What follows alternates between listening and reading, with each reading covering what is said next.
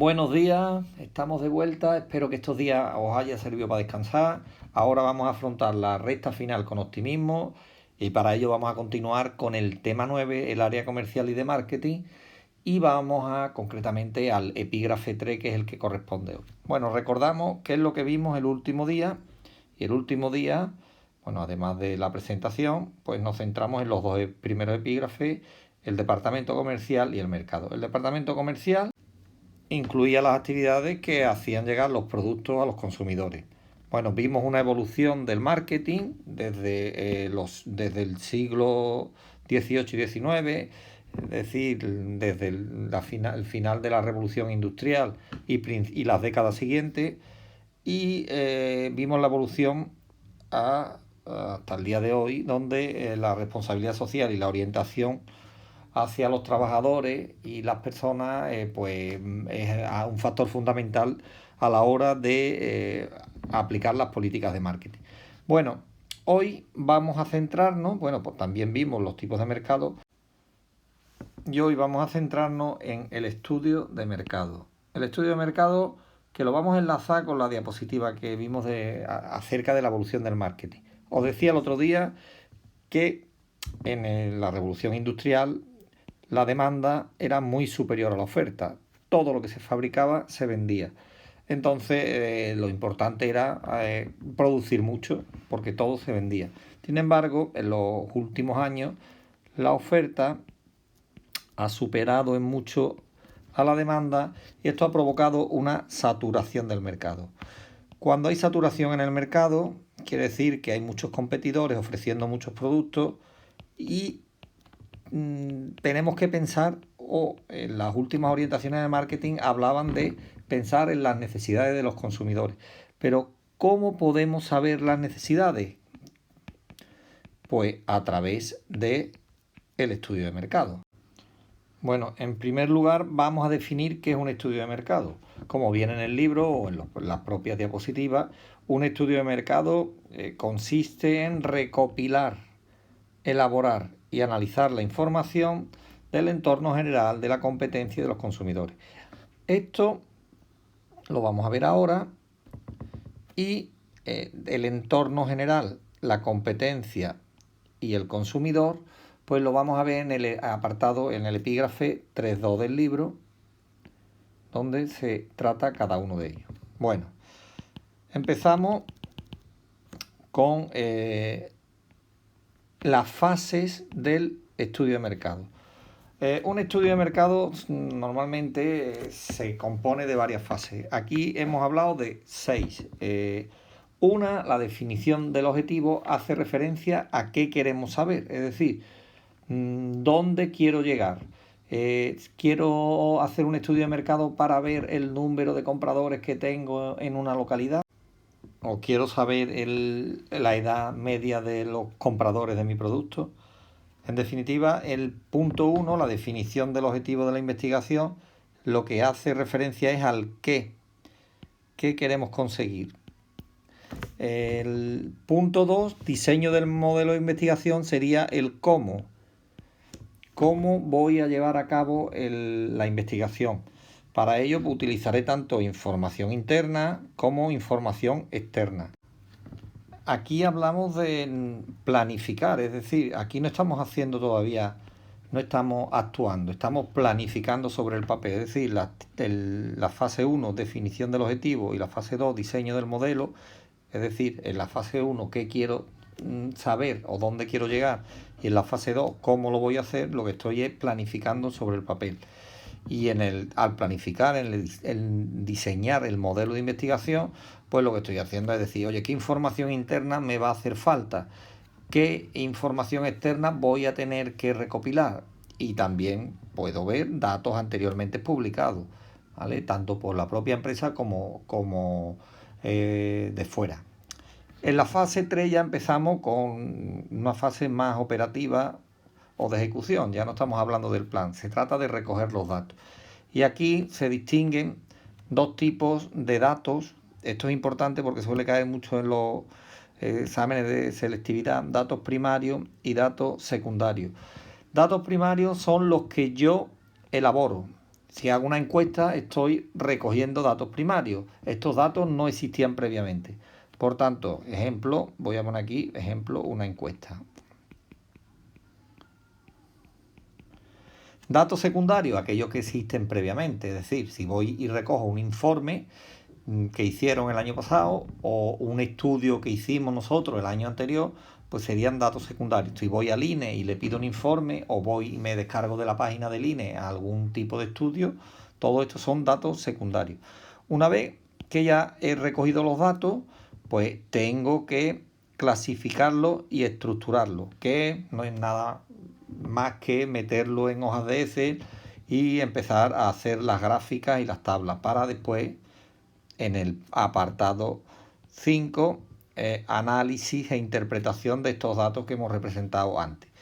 Esto es importante, como dice aquí, una fase importantísima porque va a influir a la hora de sacar conclusiones. Y el último es, normalmente, los estudios de mercado se recoge toda la información en un informe, la presentación de resultados. Se trata de, aquí hablaríamos análisis del problema. Aquí lo que hacemos es una introducción y decimos qué objetivos se perseguían. Después se habla de cómo. Al final estamos haciendo referencia a lo que hemos hecho aquí. Cómo lo hemos hecho a través de encuestas, qué es lo que hemos utilizado. Después aquí hablamos de los resultados técnicos, que es lo que hemos visto en las gráficas, las tablas y gráficas que lo hemos visto aquí. Y por último, las conclusiones, que es, pues mira, tras el estudio de mercado pues hemos llegado a la conclusión de que nuestro consumidor es alguien de edad comprendida entre 25 y 30 años o 25 y 35 años que suele comprar por las noches, etcétera, etcétera. Bueno, estas son las fases del estudio de mercado.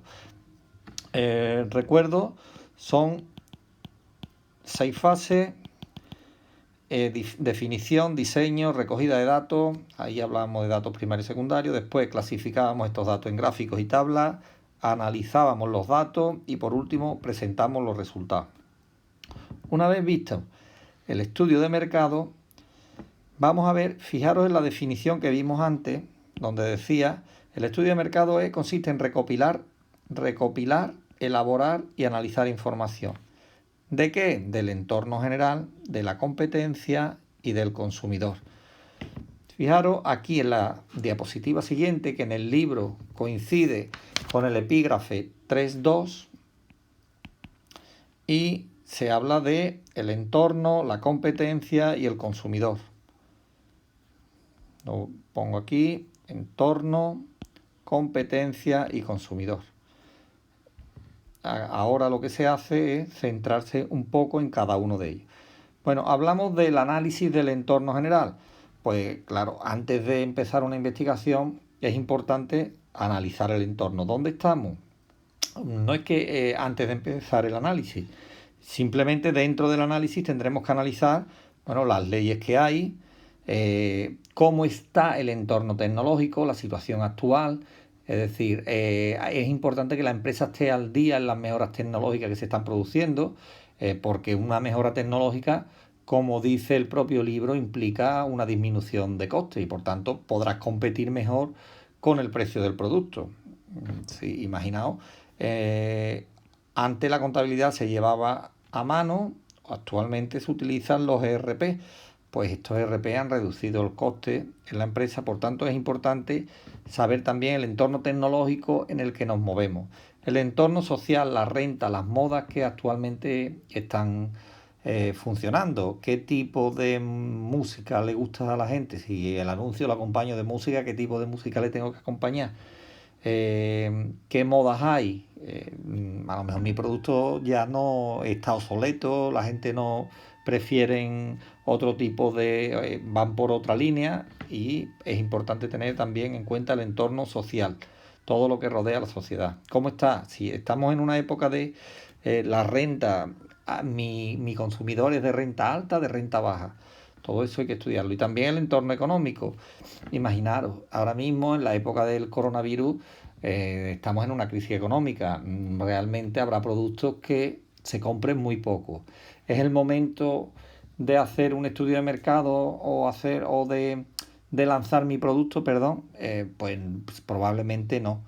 O sí, depende. Hay productos, por ejemplo, de mascarillas o algo que ahora es el momento de lanzarlos, ¿no? Pues en este caso el ciclo económico es importante. Bueno, una vez hemos visto el entorno general, vamos al análisis de la competencia. Primero tengo que ver dónde están mis competidores. Están aquí en mi ciudad, están en mi país, están en otros países. Tengo que buscar información de ellos y comparar pues, lo que hacen mis competidores con lo que hago yo. Entonces, a partir de estos resultados de la investigación y de poder comparar, pues determinaremos cuáles son los puntos fuertes y débiles de la empresa, es decir, cuáles son aquellos factores en los que la empresa puede encontrar una ventaja comparativa o una desventaja comparativa. Bueno, una vez visto el análisis de la competencia, vamos a ver el análisis del consumidor. El análisis del consumidor que se trata de ver cuáles son sus necesidades. En la página 207 nos esquematiza un poco cómo tenemos que analizar este comportamiento de los consumidores. Y nos habla de lo que estábamos diciendo, necesidades. Pues hablamos ¿os acordáis de la pirámide de Maslow? Que estaban las necesidades fisiológicas, de seguridad, sociales, de autoestima.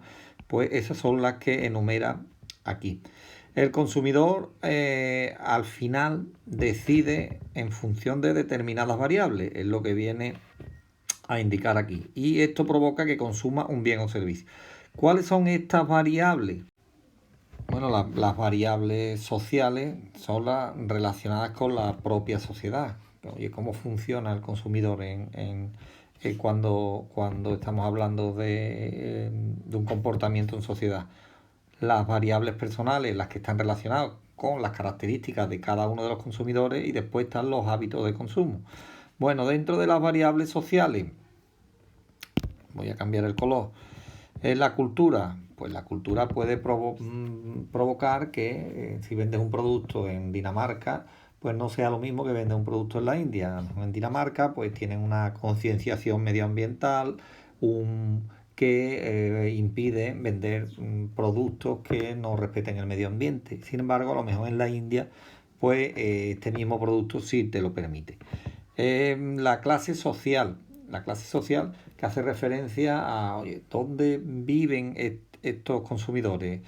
Por ejemplo, viven en La Moraleja, pues si sabes que viven en La Moraleja de Madrid, normalmente son gente de un poder adquisitivo alto. También el grupo social. ¿A quién va dirigido mis productos? ¿Van dirigidos a estudiantes universitarios o van dirigidos a trabajadores de una edad media? El grupo social al que pertenece. Y la familia hace referencia, es soltero, mi producto va enfocado a soltero, va enfocado a casados, pero que no tengan hijos, va enfocado a casados, pero que tengan un hijo o con dos hijos. Es decir, la familia, cómo está estructurada. Todo esto va a influir en el comportamiento del consumidor. Respecto a las variables personales, pues obviamente también influyen en el comportamiento del consumidor.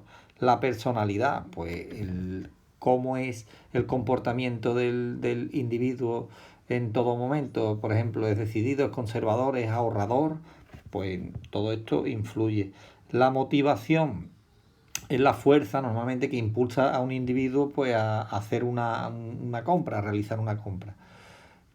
Es por comodidad las compras, por ejemplo, es porque mi producto se vende por internet y lo que motiva por ejemplo, ahora se han disparado las ventas de productos de gimnasio, pues máquinas de pesas, elípticas, etcétera. Pues, ¿por qué? Pues por comodidad, por hacer deporte aquí en mi casa, además porque estamos condicionados por el coronavirus. Pero, ¿cuál es la motivación que lleva a la compra? Hace referencia en este. Y después la experiencia. La experiencia del individuo, como indica el libro, hacen que se repitan aquellos comportamientos que son satisfactorios y provocan fidelidad normalmente a la marca. Si has tenido una experiencia positiva con un producto, normalmente suele repetir. Si has tenido una experiencia negativa, pues no suele repetir. Bueno, y la última variable que influye en el comportamiento del consumidor son los hábitos de consumo. ¿Cuándo suele comprar el consumidor? Suele comprar por la mañana, por la tarde porque está trabajando, o por la noche incluso porque trabaja hasta altas horas. ¿Dónde suele comprar? En supermercados, en tiendas de barrio. ¿Por qué compra? ¿Es porque le hace falta, necesidad fisiológica, o es por necesidad social, es por integrarse? Cuando te compras, muchas veces compras productos pues por no ser diferente a los demás. Y por último, ¿quién compra? ¿Compra directamente el consumidor o compra imaginaos, para productos, el que consume el producto en productos de bebé son los niños, sin embargo compra el padre?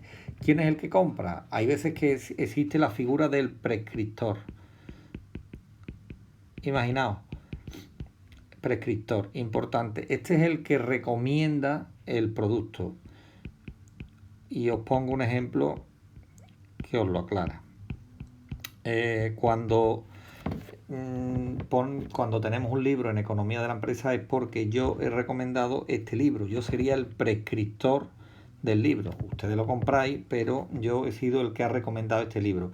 Cuando vas al médico y te manda una determinada medicina, el médico es el prescriptor de ese producto que os vende. Es decir, es el que recomienda. Realmente no es el consumidor. El consumidor, en el caso de los libros, soy ustedes. En el caso de la medicina, es el enfermo. Bueno, una vez hemos visto el análisis del comportamiento del consumidor, hemos visto la competencia y hemos visto el entorno general que estaba en el epígrafe 3.2, vamos a ver el epígrafe 3.3, que se llama técnica de recogida de datos primarios. Bueno, los datos primarios, ¿qué son? Pues son los datos que yo recojo, los que no existían previamente. Por tanto, ¿cómo puedo recoger datos? Pues a través de una encuesta. Puedo recoger datos a través de la observación o a través de la experimentación. Primero nos centramos en la encuesta. La encuesta se trata de recoger información directamente preguntándole a los consumidores. Hay encuestas de muchos tipos. Se puede hacer una entrevista personal donde contactas directamente con el encuestado y le vas preguntando, oye, ¿qué tipo de producto consume? Cuando lo consume, es decir, sacas información muy concreta y además te vas directamente a las personas que normalmente consumen este tipo de productos. Puedes seleccionar mejor a las personas a las que dirige la encuesta. Después está la encuesta por correo. Por correo, que cada vez se utiliza menos, te mandaban, normalmente antes te llegaban muchas encuestas por correo y te pedían que por favor la rellenara y la firmara, la rellenara y la devolviera. Pero pocas personas tenían motivación para rellenar la encuesta y devolverla. A lo mejor le prometían entrar en un sorteo, etcétera, pero no, últimamente han dejado prácticamente de mandarse encuestas por correo. También están las encuestas telefónicas. Esto normalmente se suele hacer, pues te llaman por teléfono y te preguntan por los productos que consume, a qué hora lo consume, qué motivación tiene, y a lo mejor te dan algún tipo de incentivo si contestas a todas las preguntas. Bueno, y la encuesta por correo electrónico o web, que tiene la ventaja de que puede llegar a mucha gente. Sin embargo, tiene el inconveniente de que no puedes seleccionar realmente a quién le llega. Además, también la gente es muy económica como ventaja. Sin embargo, como inconveniente, la gente no suele responder a este tipo de encuestas.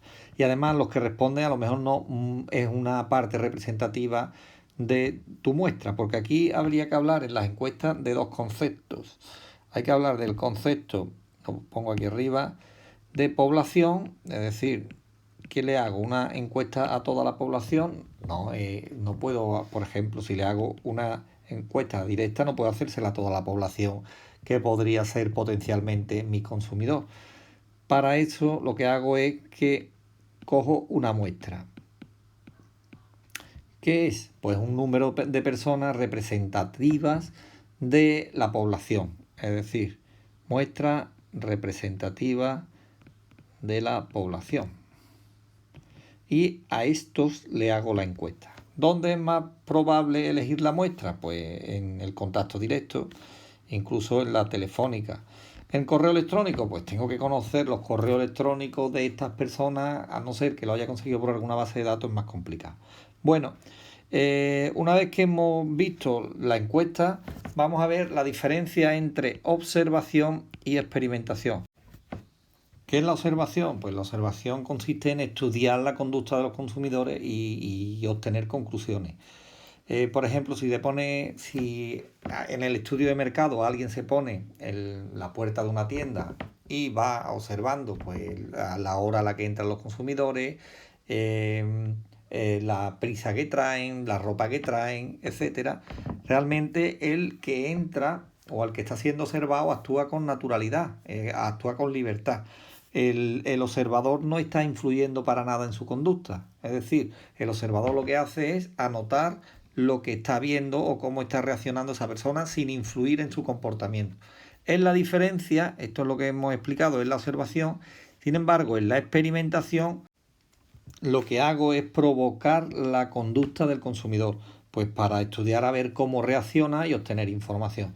Por ejemplo, en los supermercados a mediodía se suele poner la música más tranquilita para que la gente compren tranquilamente. Si me voy y ese día le pongo la música lenta, al rato se la pongo más rápida y veo cómo reacciona el consumidor, estoy cambiando su conducta o estoy intentando provocar un cambio de conducta para ver cómo reacciona y para saber después cómo le tengo que vender los productos.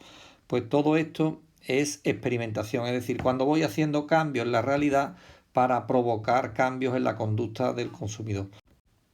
Para terminar, creo que es interesante echarle un vistazo a la tabla 8.4 de la página 210.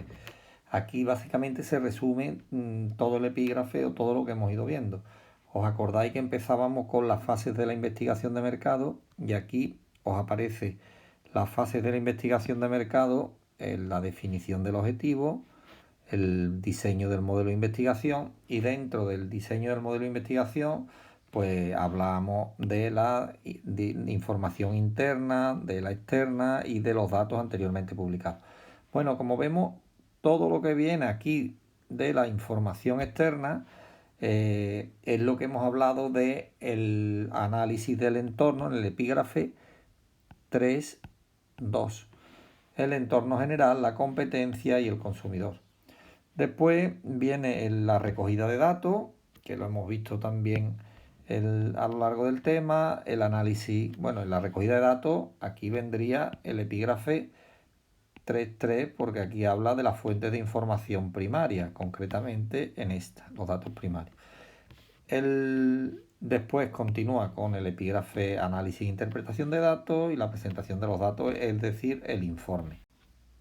Bueno, con esto terminamos el epígrafe de investigación del mercado, donde hemos visto conceptos muy diversos como datos primarios, datos secundarios, hemos visto que es un prescriptor, hemos visto la diferencia entre observación y experimentación y hemos visto también las diferentes fases del mercado.